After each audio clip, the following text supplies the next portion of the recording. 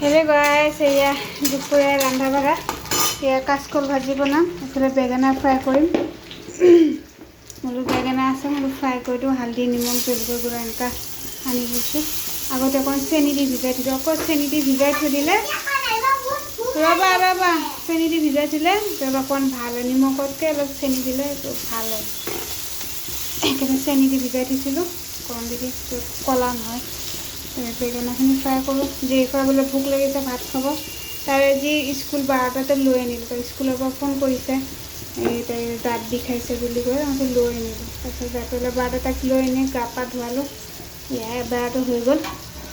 বেঙেনাখিনি লাহে হৈ থাকক এইফালে তাৰপিছত ঘৰত আনি তাই দাঁতখিনি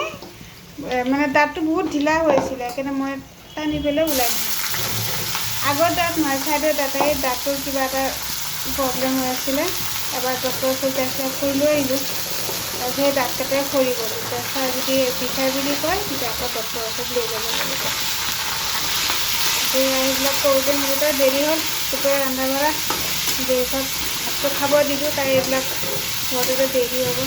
মই তাক দি দিওঁ